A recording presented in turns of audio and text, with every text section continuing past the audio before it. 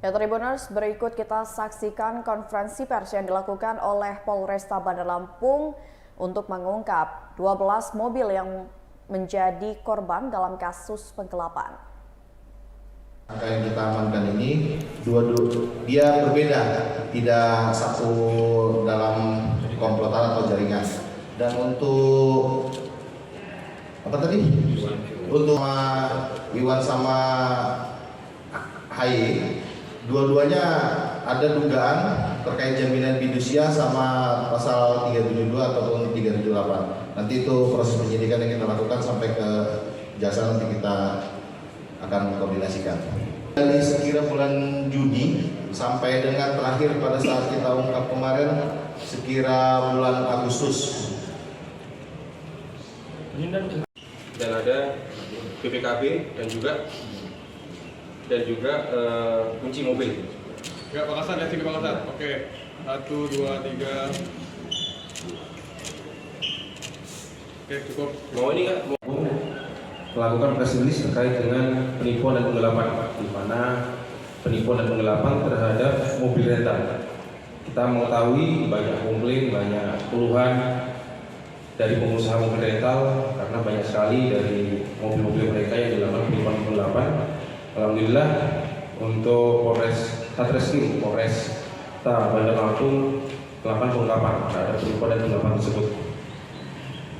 Press release ungkap kasus tindak pidana penipuan dan penggelapan R4 untuk satu tersangka dengan 5 LP nomor 1087, 1017, 1015, 1016 dan 1029 dengan tanggal 25, 30 Juli dan 1 Agustus 2024.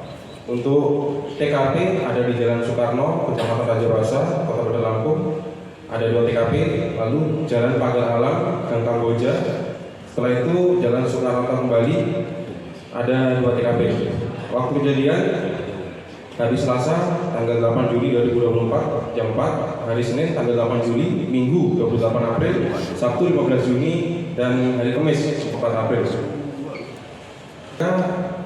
Yaitu Hari Yusuf, laki-laki 45 tahun, karyawan swasta, untuk alamat Jalan Soekarno-Hatta, Gang Bypass Raya nomor 56, Lurah Raja Basa Raya, Kecamatan Raja Basa Kota, Bandar Lampung. Untuk modus operandi pada bulan April 2024 sampai dengan Juni 2024, tersangka telah menyewa atau rental mobil sebanyak 16 unit dari beberapa pengusaha rental di Bandar Lampung dengan alasan mobil tersebut akan dipergunakan sebagai kendaraan operasional pada usaha developer milik tersangka. Namun tanpa izin dari pemilik kendaraan, tersangka telah mengadakan 16 unit mobil tersebut kepada pihak lain dengan nilai gade sekitar 30 juta sampai dengan 40 juta per unit. Yang disita dari tersangka Adi Yusuf yaitu 1 unit mobil merek Grand Livina warna hitam tahun 2012, 1 unit mobil Xenia warna abu-abu metalik tahun 2014, 1 mobil Daihatsu Xenia warna hitam tahun 2015, 1 unit mobil Daihatsu Sigra warna putih tahun 2016, 1 unit mobil Toyota Calya warna putih tahun 2024, 1 unit mobil Toyota Calya warna hitam tahun 2024, 1 unit mobil Daihatsu Sigra warna silver metalik tahun 2018, 1 isi sewa kendaraan Daihatsu Sigra warna silver metalik tahun 2018, 1 eksemplar kontrak sewa mobil, 1 lemari kwitansi gadai, 1 lembar kwitansi gadai, 2 BPKB asli, 4 lembar surat keterangan leasing.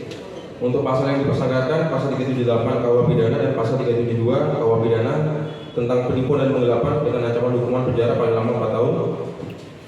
Laporan polisi ada 2, yaitu nomor 1144 dan 1232 tanggal 4 dan 19 Agustus 2024. Jalan Imran Tamrin nomor 84 Kelurahan Gotong Royong, Jalan Turi Raya lingkungan 1 Kecamatan Tanjung Seno, Kota Bandar Lampung. Dan tanggal 26 Kurnia 24 tahun dan Hartati 46 tahun.